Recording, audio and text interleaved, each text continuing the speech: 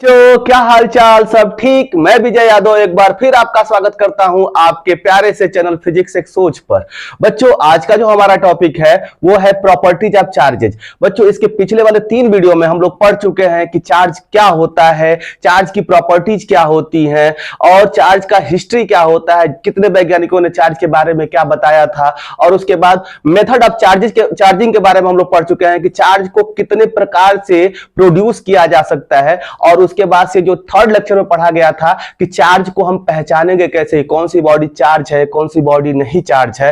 तो उसको पहचानने वाले डिवाइस का नाम है गोल्ड लीफ इलेक्ट्रोस्कोप। उसका कंस्ट्रक्शन क्या होता है, वर्किंग क्या होता है और उसका डेफिनेशन क्या होता है, इन सारी चीजों के बारे में हम पिछले टॉपिक्स में पढ़ चुके हैं। बच्चों, जो लोग अगर वो वीडियो नहीं देख पाए हो, वो जाकर डिस्क्रिप्शन बॉक्स में लिंक दिया गया है, आप उसको पहले देख लें, उसके बाद से इस वीडियो पर आवे। बच्चों, अगर मेरा वीडियो आपको अच्छा लग रहा हो तो वीडियो को लाइक कीजिए और चैनल को सब्सक्राइब कीजिए। चलिए हम स्टार्ट करते हैं आज का अपना टॉपिक, प्रॉपर्टीज ऑफ चार्जेज। तो बच्चों, जो सबसे फर्स्ट प्रॉपर्टीज होती है चार्ज की, जो सबसे पहली प्रॉपर्टी होती है वो ये होती है कि charge is intrinsic and fundamental property of matter.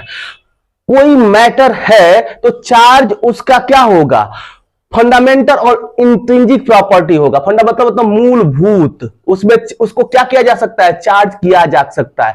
किसी भी मैटर को चार्ज कैसे किया जा सकता है बच्चों, या तो उससे इलेक्ट्रॉन हम क्या कर दे, बाहर निकाल दे, या अगर इलेक्ट्रॉन उससे बाहर निकाल देंगे किसी मैटर से, मान लीजिए कि कुछ इलेक्ट्रॉन प्रोटॉन एक बराबर संख्या में है, अगर उसको हम बाहर निकाल देंगे तो उस पे पॉजिटिव चार्ज आ जाएगा। और एक कोई दूसरा मैटर है, मान लीजिए कि हमारा दूसरा एक कोई मैटर है और इसमें हम इलेक्ट्रॉनों को क्या कर दे, एंटर करा दे। इसके पहले इसमें इलेक्ट्रॉन प्रोटॉन बराबर थे, अगर एक्स्ट्रा इलेक्ट्रॉन इसमें एंटर करा दे तो इलेक्ट्रॉनों के एंटर हो जाने से इस पे कौन सा चार्ज आएगा बच्चों, निगेटिव चार्ज आएगा। तो हर एक मैटर के पास ये प्रॉपर्टी होती है कि अगर उसमें इलेक्ट्रॉन एक्स्ट्रा डाल दिया जाए तो उस पे नेगेटिव चार्ज, अगर इलेक्ट्रॉन निकाल दिया जाए तो उस पे पॉजिटिव चार्ज आ जाएगा।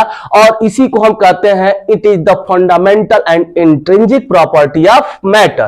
तो फर्स्ट जो प्रॉपर्टी होता है चार्ज का वो ये होता है कि it is fundamental and intrinsic property of matter. तो पहली प्रॉपर्टी हम लिख सकते हैं, it is fundamental and intrinsic property of matter. मतलब जो चार्ज होता है वो फंडामेंटल और इंट्रिंसिक प्रॉपर्टी होती है, खुद की, स्वयं की, प्योर। इंट्रिंसिक सबका मतलब क्या है, कोई प्योर मैटर है तो उसके पास इस प्रकार की प्रॉपर्टी होती है कि अगर उसमें इलेक्ट्रॉन डाल दिया जाए तो नेगेटिव चार्ज, उसमें से इलेक्ट्रॉन अगर निकाल दिया जाए तो उस पर कौन सा चार्ज आ जाएगा बच्चों, पॉजिटिव चार्ज। जिसके बारे में बताया गया था, बेंजामिन फ्रैंकलिन ने इसको क्लियर किया था कि पॉजिटिव चार्ज क्या होता है, नेगेटिव चार्ज क्या होता है। इसको पिछले वाले वीडियो में बताया जा चुका है मॉडर्न कॉन्सेप्ट के अनुसार। आप वहां पे अगर ये कॉन्सेप्ट क्लियर ना हो तो वहां पे देख ले। तो पहली प्रॉपर्टी तो ये है। दूसरी प्रॉपर्टी ये इसकी होती है बच्चों कि like charges repel to each other. Like charges एक दूसरे को क्या करते हैं, रिपेल करते हैं। जैसे बच्चों मान लीजिए कि लाइक चार्जेस क्या है, अगर पॉजिटिव चार्ज है और यहां पर भी पॉजिटिव चार्ज है, दो ही चार्ज है, पॉजिटिव नेगेटिव। अगर पॉजिटिव चार्ज के पास रख दिया जाए तो इन दोनों में क्या होता है बच्चों, रिपल्सन होता है। ये एक दूसरे को क्या करता है, रिपेल करता है। ये इस पे इधर की तरफ फोर्स लगाएगा, कहेगा कि हमसे दूर जाओ, और ये इस पे इधर की तरफ फोर्स लगाएगा, ये कहेगा कि हमसे दूर जाओ। अगर हम इसका नाम देना चाहें तो मान लीजिए अगर ये पहला चार्ज है, ये दूसरा चार्ज है, तो इसको लिख सकते हैं force on second charge by first. या इसको मान लीजिए कि ये ए चार्ज है और ये बी चार्ज है, तो हम इसको लिख सकते हैं कि force on charge B by charge A. अगर इस पे हम फोर्स इसका निकालना चाहें तो ये क्या लिखेंगे, किस पे फोर्स लग रहा है, ए पर लग रहा है, फोर्स ऑन ए। और किसके द्वारा लग रहा है, बी के द्वारा लग रहा है, तो force on A by B, इस तरह से हम लिख सकते हैं। तो ये इस पे इधर की तरफ फोर्स लगा रहा है, ये इस पे इधर की तरफ फोर्स लगा रहा है, तो हम ये कह सकते हैं कि लाइक चार्ज एक दूसरे को क्या करते हैं, रिपेल करते हैं। जैसे एक दूसरा चार्ज नेगेटिव भी है, नेगेटिव नेगेटिव रखा जाए तो ये नेगेटिव भी इसको कहेगा कि मुझसे दूर जाओ, ये भी कहेगा कि मुझसे दूर जाओ, यानी कि ये भी लाइक चार्जेज हैं और एक दूसरे को क्या कर रहे हैं, रिपेल कर रहे हैं। तो ये दूसरी प्रॉपर्टी है कि like charges repel to each other. जो थर्ड प्रॉपर्टी है बच्चों वो ये है कि अनलाइक चार्जेज अट्रैक्ट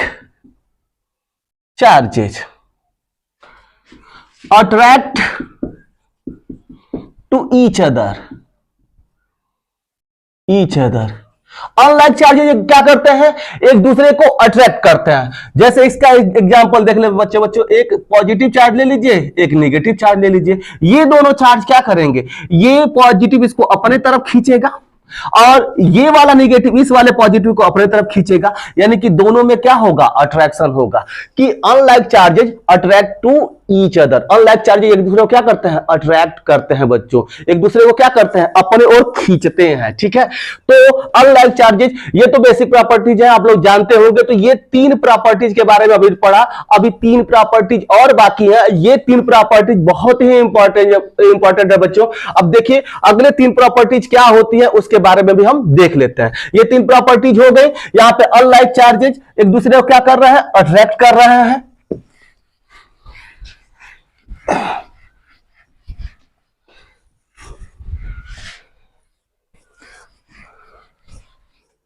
जो चौथी प्रॉपर्टी होती है बच्चों वो ये होती है कि charges are conservative in nature.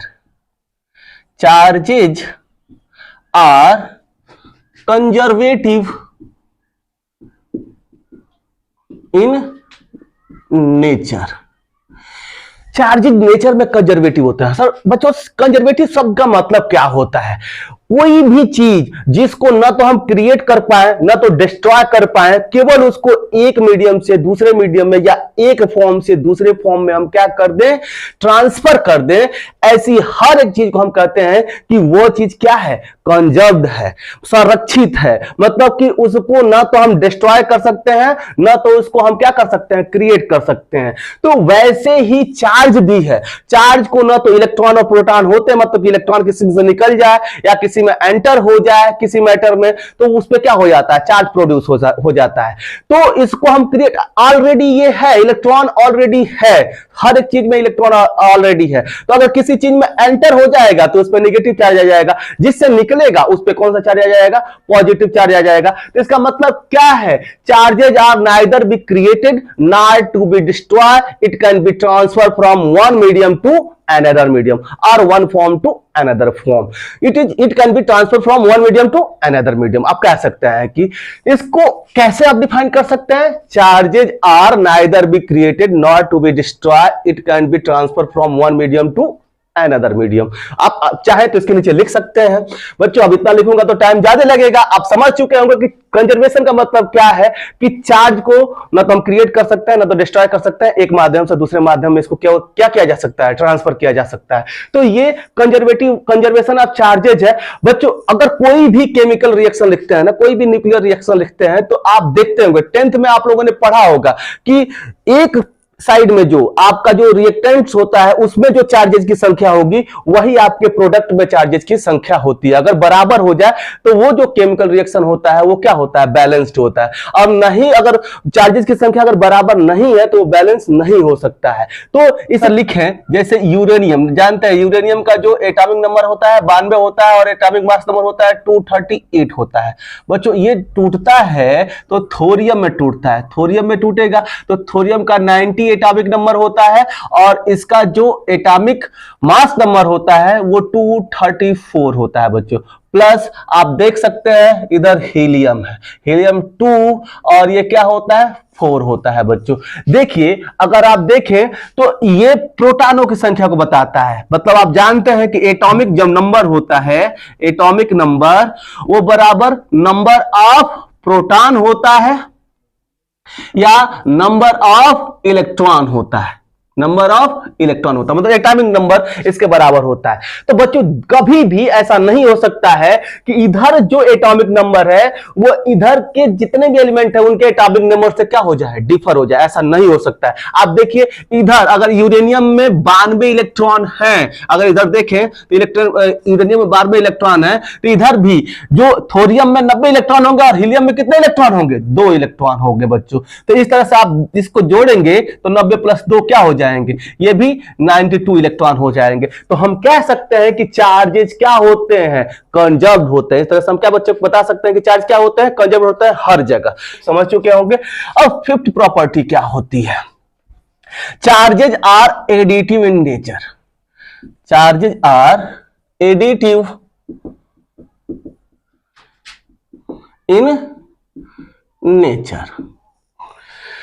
Charger nature में क्या होते हैं, एडिटिव होते हैं। मान लीजिए बच्चों कि अगर कोई आपका एक सिस्टम है, अब इसका मतलब एडिटिव प्रॉपर्टी का मतलब क्या है, इसको समझ लीजिए। मान लीजिए कि एक कोई आपका ये सिस्टम है, यहां पे Q1 चार्ज है, यहां पे Q2 चार्ज है, यहां पे Q3 चार्ज है, यहां पे -Q4 चार्ज है, यहां पे -Q5 चार्ज है। तो इस पूरे सिस्टम का जो टोटल चार्ज है ना, उसको हम कैसे लिख सकते हैं, Q1 plus Q2 plus Q3। अब देखिए माइनस है तो माइनस सामने लगा दीजिए, प्लस Q4 प्लस Q5। इस तरह से इस पे जितने भी चार्जेज है, मान लीजिए डॉट डॉट करके Qn है, तो आप प्लस में डॉट डॉट डॉट करके क्या लगा सकते हैं, Q1 लगा सकते हैं। यानी कि हम कह सकते हैं the total charge of a system can be written as the algebraic sum of the individual charges on it. मतलब किसी भी एक सिस्टम का जो टोटल चार्ज Q है ना, इस पर जो टोटल चार्ज Q होगा, इसके अंदर डिफरेंट पार्ट में जितने भी चार्ज अलग अलग कर दिए गए हों, तो उन सारे चार्जेज के अलजेब्रिक सम के क्या होता है, बराबर होता है। The total charge of a system can be written as the algebraic sum of the individual charge on that system. तो मतलब कि उस सिस्टम पर जितने भी इंडिविजुअल चार्ज है, इनका जो सम होगा वही इस सिस्टम का कुल चार्ज बताएगा। इसी को हम क्या कहते हैं, एडिटिव नेचर। मतलब कि अगर मान लीजिए कोई एक सिस्टम है, मान लीजिए कि एक इस तरह से एक मेटल है जो किसी एक मेटालिक रॉड से जुड़ा हुआ है, यहां पर भी एक मेटल है, ये भी मतलब ये सब मेटालिक रॉड से जुड़े हुए हैं, और यहाँ पे 2 कूलम का चार्ज है, यहाँ पे 3 कूलम का चार्ज है, यहाँ पे -2 कूलम का चार्ज है, या मान लीजिए -2 कूलम का चार्ज है, यहाँ पे 5 कूलम का चार्ज है। अब इस पूरे अब अलग अलग इसको नहीं कह सकते हैं, सब एक दूसरे से इंटरकनेक्टेड है। तो इस पूरे सिस्टम का चार्ज कितना हो जाएगा बच्चों, 2 3 5, 5 में से 2 घटाएंगे फिर 3 हो जाएगा, फिर 5 इसमें जोड़ेंगे तो कितना हो जाएगा। अगर आप इसको ऐड कर दें तो कितना हो जाएगा, ये 5, ये इससे तो ये क्या हो जाएगा, कैंसिल आउट हो जाएगा। 8 कूलम का चार्ज इस पूरे सिस्टम पे आएगा।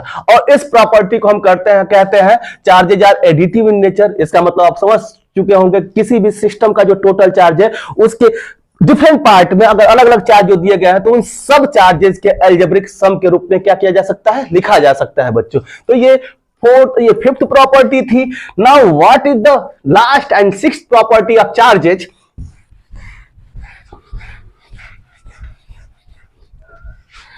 Sixth property is charges are quantized. Charges are quantized. Charges are quantized.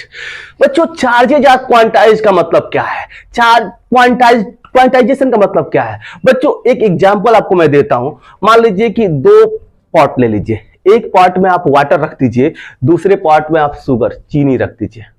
आप लोग खाते होंगे, चाय पीते होंगे, तो आपसे पूछूं कि बच्चों किसको काउंट कर सकते हैं, जो शुगर है उसको काउंट कर सकते हैं कि जो आपका ये वाटर है उसको काउंट कर सकते हैं। चलिए चीनी के बाद छोड़ देते हैं।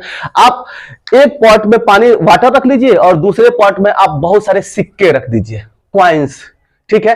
तो आप बताइए कि वाटर को गिन सकते हैं कि कॉइन्स को गिन सकते हैं। बच्चों उन कॉइन्स, 1-1 रुपए का सिक्का हो अगर किसी पॉट में, तो आप उसको आसानी से क्या कर सकते हैं, गिन सकते हैं। लेकिन आप वाटर को काउंट करना मुश्किल है। इस तरह से सामान्यतः आप वाटर को काउंट ही नहीं कर पाएंगे, ठीक है। तो ये जो कॉइन्स वाला पॉट है, इसमें जो कॉइन है वो क्वांटाइज्ड है, जिसको हम काउंट कर सके, जिसको हम इंटीजर नंबर के फॉर्म में काउंट कर सकें, उसे हम कहते हैं कि वो चीज क्या है, वो क्वांटाइज्ड है। जिसको काउंट ना कर पाए वो क्वांटाइज्ड नहीं है बच्चों। तो इसी तरह से क्वांटाइजेशन ऑफ चार्जेस का मतलब क्या है। अगर आपसे कहा जाए कि आपके पास जितने भी रुपए हो, 1 रुपया, 1 लाख, 1 करोड़, जितने भी रुपए हो, वो पूरा जो आपका जो पैसा है जितना भी हो, वो 1 रुपये के फॉर्म में क्या है, क्वांटाइज्ड है। उस कुल रुपये को रुपए को 1 रुपये के फॉर्म में लिख सकते हैं। अभी तक जो चलता है, पुराने जमाने में 20 पैसा, 10 पैसा, 1 पैसा, 50 पैसा, 25 पैसा चलता था बच्चों, तो हम पैसों को उसके रूप में क्या कर सकते थे, क्वांटाइज कर सकते थे। लेकिन अभी बच्चों जो रुपये का सबसे जो छोटा रूप है वो 1 रुपया है। यानी कि किसी भी पैसे को हम 1 रुपया के इंटीग्रल मल्टीपल के रूप में क्या कर सकते हैं, लिख सकते हैं। किसी भी पैसे को, अभी आपके पास है कोई नोट है 500 है, तो उसमें 500 सिक्के हो जाएंगे। ये कहा जाएगा कि वो जो 500 का नोट है ना, वो 500 सिक्कों के क्या है, बराबर है। यानी कि वो जो 500 चीज है उसको हम क्या कर सकते हैं, वो क्वांटाइज्ड है। वैसे ही आप ये समझ लीजिए कि अगर किसी सिस्टम पर अगर मान लीजिए कि 5 या -5 कूलम का चार्ज है, तो ये जो चार्ज होगा इलेक्ट्रॉन के चार्ज के फॉर्म में क्या होगा, क्वांटाइज्ड होगा। यानी कि एक इलेक्ट्रॉन पर जो चार्ज होता है अगर उसे भाग दे तो हमेशा ये जो चार्ज, एक इलेक्ट्रॉन में जो चार्ज होता है उससे इस चार्ज में भाग दे तो हमेशा एक इंटीजर नंबर आएगा, वो 1/2, 1/3 अंडर रूट, मतलब कि और कोई नंबर नहीं आएगा, हमेशा एक इंटीजर के फॉर्म में आएगा। हमेशा 1, 2, 3, 4, 5, 10, मतलब हमेशा इंटीजर नंबर के फॉर्म में आएगा। ठीक है, तो हम ये कह सकते हैं कि किसी भी बॉडी या किसी भी सिस्टम के कुल चार्ज को हम क्या कर सकते हैं, इलेक्ट्रॉन के इंटीग्रल मल्टीपल के फॉर्म में हम क्या कर सकते हैं, लिख सकते हैं। तो ऐसे लिख सकते हैं इसको। क्या इसका मतलब क्या है क्वांटाइजेशन? कई बार इसको पूछा गया है कि what is the meaning of quantization of charges. तो हम ये कह सकते हैं बच्चों, द टोटल चार्ज, इसका मतलब हम लिख रहे हैं यहां पे the total charge of a body can be written as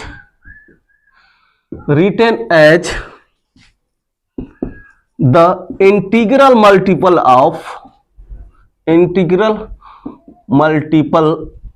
of charge of electron। इसका मतलब मान लीजिए कि एक कोई बॉडी है, इस पे जो Q चार्ज है, इस Q चार्ज को हम लिख सकते हैं बच्चों n। ये इंटीजर है, ये 1/2 नहीं हो सकता, √2 नहीं हो सकता। n इंटू एक इलेक्ट्रॉन पे जो चार्ज होता है उसके मल्टीप्लीकेशन के फॉर्म में यहां पर हम इसको क्या कर सकते हैं, लिख सकते हैं। जैसे बच्चों ये total charge of a body है, क्यों मतलब क्या, total charge of a body, और ये नंबर ऑफ इलेक्ट्रॉन है उस बॉडी के अंदर, और ये 1 इलेक्ट्रॉन पे चार्ज है। यानी कि ये इस बॉडी का जो टोटल चार्ज है वो इलेक्ट्रॉन के चार्ज के इंटीग्रल मल्टीपल के रूप में लिखा जा सकता है। यानी कि इलेक्ट्रॉन पे जितना चार्ज होता है उसके रूप में उसको, उन सारे चार्जेस को हम क्या कर सकते हैं, काउंट कर सकते हैं। इसलिए हम कह सकते हैं कि जो चार्ज होता है बच्चों वो क्या होता है, क्वांटाइज होता है। जो चार्ज होता है वो क्या होता है, क्वांटाइज होता है। इसको कैसे गिन सकते हैं, एक इलेक्ट्रॉन पर जो चार्ज होता है उसके फॉर्म में किसी भी बॉडी के टोटल चार्ज को हम क्या कर सकते हैं, काउंट कर सकते हैं। Q इक्वल टू क्या हो जाएगा, Ne। मान लीजिए कि यहां पे यही बॉडी है और इस पे कितने 5 कूलम का चार्ज, इस पे जो टोटल चार्ज है बच्चों 5 कूलम का चार्ज है, तो इसमें कितने इलेक्ट्रॉन होगा अगर इसको पता लगाना हो तो आप यहां पे लिख सकते हैं। इस टोटल चार्ज को आप यहां लिखेंगे 5 कूलम और इक्वल्स टू आप यहां n, और यहां पे आप इलेक्ट्रॉन पर जो चार्ज होता है -1.6 इंटू 10⁻⁻19 कूलम। माइनस से माइनस क्या हो जाएगा बच्चों, कट जाएगा। और आप यहां पे निकालना चाहे तो n बराबर क्या लिख सकते हैं, ये 5, ये कूलम है, 5 कूलम था, इतना एक इलेक्ट्रॉन कितना काम चार्ज होता है, यूनिट से यूनिट हट जाएगी, -5 ही यहाँ पे केवल रहेगा, तो माइनस से माइनस भी कट जाएगा, तो n बराबर कितना हो जाएगा, ये 5/1.6 इंटू 10⁻⁻19। इसको ऐसे भी लिख सकते हैं बच्चों 1/, चाहे इसको ऐसे भी लिख लीजिए 5 इंटू ये 10⁻19 ऊपर जाएगा तो कितना हो जाएगा, 10 टू द पावर ऊपर ये 19 ऊपर जाएगा तो 10⁻19 हो जाएगा, और बट्टे में 1.6 पॉइंट हटाएंगे तो ये 0 हो जाएगा। तो बच्चों n बराबर आप लिख सकते हैं, ये 16 3 जा 48, 2 होगा यहाँ पे 48 के बाद 2, 16 1 जा 16, फिर क्या हो जाएगा यहाँ पे 20 था, फिर से यहाँ पे 40 हो जाएगा, 16 2 जा 16 2 जा कितना हो जाएगा आपका 32, और 16 5 जा आपका क्या हो जाएगा 80 हो जाएगा, इंटू 10⁻19 हो जाएगा। इतना यहाँ पर अब इसके आगे कुछ भी करेंगे तो अब यहाँ कट गया, इसके आगे 0 भी लिख सकते हैं, मतलब कि इतना आप इसको क्या लिख सकते हैं, ऐसे भी लिख सकते हैं बच्चों कि ये 3 पावर से इधर लगा लीजिए, 3 1 2 5। अब आगे जीरो नहीं है तो हटा दीजिए इसको, तो इसको into 10 to the power, 3 power हटाएंगे तो ये कितना हो जाएगा 10 टू द पावर, अगर 3 अंक इधर लेकर गए हैं इसको तो 3 पावर इसका घट जाएगा, 16 हो जाएगा। मतलब इतने इलेक्ट्रॉन हो जाएंगे। देखिए ये कभी बटे में नहीं आया, इसके आगे आप देखें तो इतने जीरो लगा दीजिए, इतने इलेक्ट्रॉन, इसके बाद कितने जीरो लगा दीजिए, 16 जीरो लगा दीजिए, इतने इलेक्ट्रॉन होंगे 5 कूलम चार्ज में। वैसे ही आप -1 कूलम चार्ज में भी निकाल सकते हैं बच्चों, -1 कूलम चार्ज में कितने इलेक्ट्रॉन हो जाएंगे, n इंटू पूछा जाता है कि 1 कूलम चार्ज में कितने इलेक्ट्रॉन हो जाएंगे, तो n इंटू 1 इलेक्ट्रॉन पर जो चार्ज होता है कितना होता है, -1.6 इंटू 10 पावर -19। इससे ये कट जाएगा, n अगर निकालेंगे तो 1/1.6 इंटू 10 पावर -19। अगर इसको आप काउंट करेंगे बच्चों तो ये कितना हो जाएगा, 10 पावर 19 ऊपर जाएगा तो 10 पावर 19 प्लस में हो जाएगा, बट्टे में 1.6। अगर इसको ऐसे लिख सकते हैं 10 बट्टे में 1.6 और 10 लिया तो यहाँ पे 10 के पावर में कमी हो जाएगी, 10.18 हो जाएगा। और इसे आप भाग देंगे, हटाएंगे इसको तो 16 से अगर इसको भाग देंगे तो कितना हो जाएगा आपका 6.25 into 10 to the power 18 electron हो जाएंगे। किसमें, 1 कूलम चार्ज में इतने इलेक्ट्रॉन होता है। तो 5 कूलम अगर मल्टीप्लाई करेंगे तो इसके बराबर आसपास आपका आ जाएगा, यहां 18 होगा।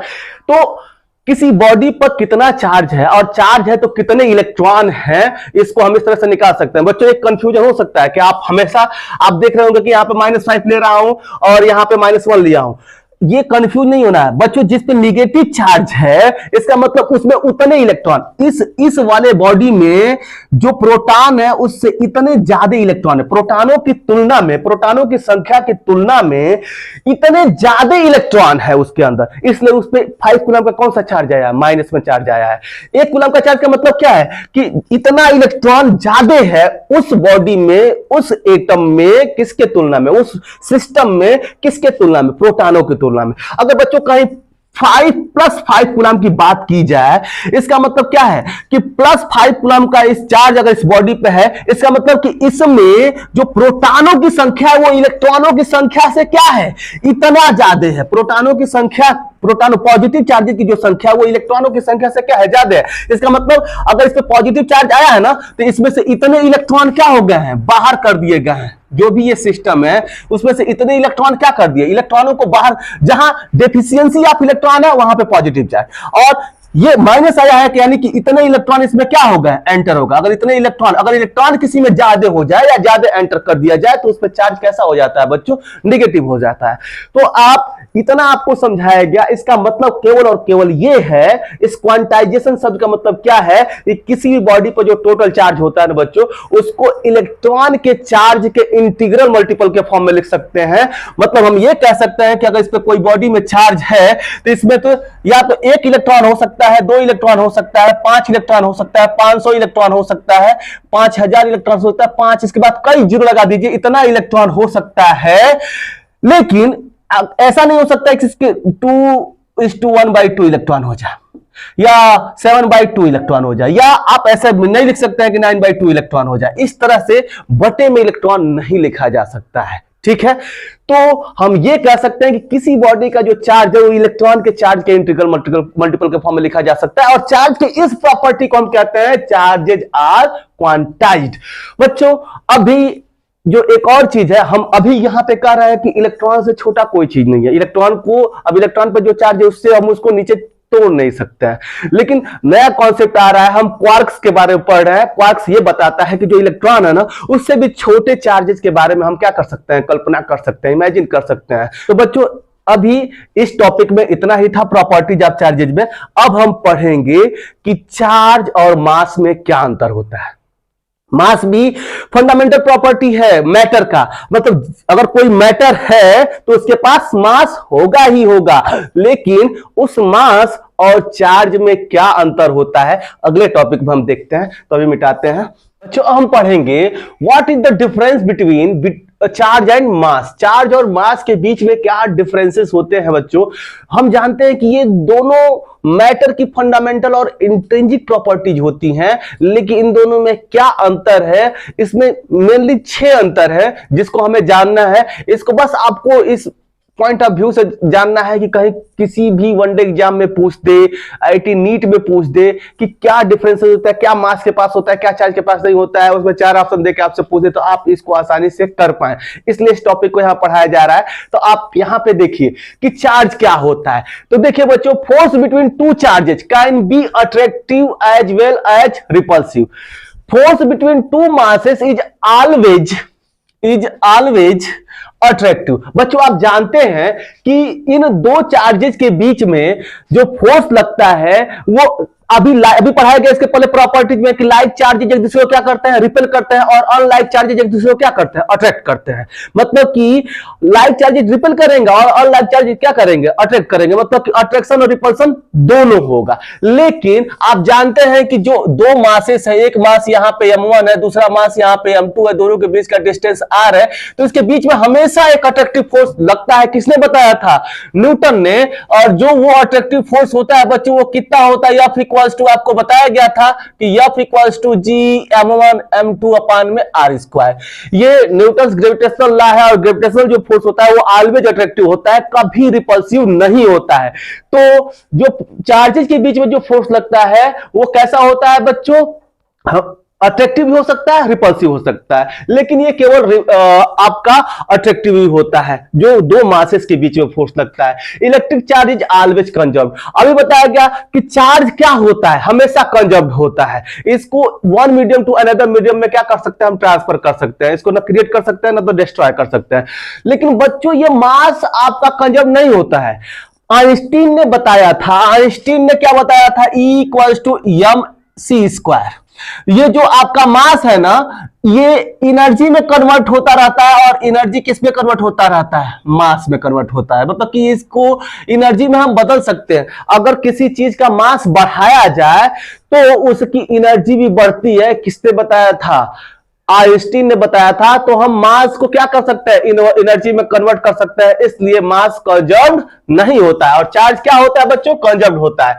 It can B quantized. Quantum जो चार्ज होता है ये क्या होता है बच्चों? क्वांटाइज्ड होता है। लेकिन जो ये आपका मास होता है वो क्वांटाइज्ड अभी तक तो डिफाइन इसका नहीं हो सकता है, नहीं हुआ है कि क्वांटाइजेशन ऑफ मास है कि नहीं है। क्यों बच्चों? अभी आपको बताया गया कि कोई भी किसी बॉडी पर जो चार्ज होता है उसको इलेक्ट्रॉन के चार्ज के इंटीग्रल मल्टीपल के फॉर्म में हम लिख सकते हैं। यानी कि जो इलेक्ट्रॉन का सबसे छोटा रूप है ना, जो चार्ज का सबसे छोटा रूप है वो इलेक्ट्रॉन पे चार्ज होता है, ये हम जानते हैं। लेकिन अभी मास का सबसे छोटा रूप क्या है इसका पता नहीं लगाया जा सकता है। बच्चों आप सबसे छोटा रूप अभी तक पढ़े थे कि एटम होता है, लेकिन उसके बाद पता चल गया कि एटम के अंदर न्यूक्लियस होता है, न्यूक्लियस के अंदर न्यूट्रॉन और प्रोटॉन होते हैं। उसके बाद भी अभी बहुत सारी चीजें फंडामेंटल पार्टिकल्स के बारे में बताया गया कि बोसान, पाई, मेसान, इस तरह के पार्टिकल्स होते हैं। अल्फा बीटा गामा रे उसी के अंदर से निकल रहा होता है। इसलिए हम ये कह सकते हैं कि किसी भी मास का सबसे सूक्ष्मतम रूप क्या है अभी तक उसको डिफाइन नहीं किया जा सका है। इसलिए हम कह सकते हैं कि जो आपका ये मास होता है वो क्वांटाइज्ड नहीं हो सकता है, क्योंकि quantum of mass yet to be defined. अभी जो सबसे छोटा रूप है मास का वो अभी डिफाइन होना बाकी है, अभी उसको डिफाइन नहीं किया गया है। तो अगला जो इसमें डिफरेंस है बच्चों कि there are two types of charges, positive and negative. बच्चों जो चार्ज होता है अभी बताया गया कि दो तरह के होते हैं, एक पॉजिटिव चार्ज होता है और ये क्या होता है? नेगेटिव चार्ज होता है। एक पॉजिटिव और एक नेगेटिव। पॉजिटिव में रिपल्सन, पॉजिटिव नेगेटिव में अट्रैक्शन। अभी आपने इसको पढ़ा। लेकिन ये जो मास होता है ना, ये एक पॉजिटिव क्वांटिटी होती है। कभी आपने नहीं सुना कि -5 kg मास, -10 kg मास, कभी सुना है क्या? नहीं सुना है। हमेशा 5 kg मास, प्लस में 5 kg। जब प्लस है तो आगे माइनस प्लस लगाने कोई मतलब ही नहीं है, ठीक है। तो हमेशा जो मास होता है वो पॉजिटिव क्वांटिटी होती है, लेकिन चार्ज नेगेटिव और पॉजिटिव दो तरह का होता है। अभी आपको इसको बताया गया। अब चलिए बच्चों 8वां चैप्टर में पढ़ना है, लेकिन यहीं का आपको अभी बता दिया जा रहा है कि accelerated charge particle produced electromagnetic wave. जो एक्सेलरेटेड चार्ज पार्टिकल होता है ना, वो एक रेडिएशन छोड़ता है जिसको हम इलेक्ट्रोमैग्नेटिक वेव कहते हैं। लेकिन बच्चों अगर कोई मास एक्सेलरेटेड मोशन कर रहा हो, अगर किसी मास में एक्सेलरेशन हो रहा हो, तो वहां पे कोई भी रेडिएशन नहीं मिलता है। तो accelerated mass do not produce any radiation, ये कोई रेडिएशन नहीं प्रोड्यूस करता है, जबकि एक्सेलरेटेड चार्ज पार्टिकल एक रेडिएशन क्या करता है? प्रोड्यूस करता है। अब चलिए लास्ट डिफरेंस क्या है बच्चों इन दोनों में? Charges can not exist without mass. अब बताइए बच्चों कि कोई मास ही नहीं है, कोई मैटर ही नहीं है, तो जब मैटर ही नहीं है कोई, तो उस पर चार्ज होगा क्या? नहीं होगा। लेकिन विदाउट चार्ज हम मैटर मास को क्या कर सकते हैं? पा सकते हैं। बहुत सारी ऐसी चीजें हैं हमारे पास। अभी ये आपका मार्कर है, दीवार है, जिसपे कोई चार्ज नहीं होता, इसको रगड़ेंगे तब इस पे चार्ज क्या होगा? प्रोड्यूस होगा। तो इस पे चार्ज प्रोड्यूस कर सकते हैं। लेकिन बहुत सारे ऐसे मैटर्स हैं जो चार्ज के बिना है, उस पर चार्ज नहीं है। तो मास बिना चार्ज के हो सकता है, एग्जिस्ट कर सकता है, लेकिन आपका जो चार्ज होगा, चार्ज के लिए मास जरूरी है। चार्ज के किसी भी चार्ज का कुछ ना कुछ मास होता है। तो यही कहा जा रहा है कि charge can not exist without mass. मतलब कि मास के बिना चार्ज एग्जिस्ट ही नहीं हो सकता है। मतलब कि चार्ज किसी ना किसी मास पर ही आता है। ऐसा नहीं है कि विदाउट मास कोई चार्ज क्या हो जाए? प्रोड्यूस किया जा सके। लेकिन अगर बहुत सारे ऐसे मासेस मिल जाएंगे जिसपे कोई चार्ज नहीं होता है, न्यूट्रॉन आप कह सकते हैं, गामा पार्टिकल्स कह सकते हैं, मतलब इस पे कोई चार्ज नहीं होता है बच्चों। ठीक है, तो वो तो पार्टिकल्स है ना, मास तो है ना उसके पास, लेकिन एक ऐसा कोई भी चार्ज नहीं बता सकता है जिसके पास मास ना हो। इलेक्ट्रॉन प्रोटॉन हर एक चीज पर, हर एक मैटर पे जिस पे चार्ज होता है उसके पास खुद का उसका क्या होता है? मास होता है। तो these are the 6 basic difference between charge and mass. बच्चों इस वीडियो में बस इतना ही। अगले वीडियो में मिलते हैं अगले टॉपिक के साथ। उस टॉपिक में हम पढ़ेंगे Coulomb's law and what is the electric permittivity. Now bye bye, Tata.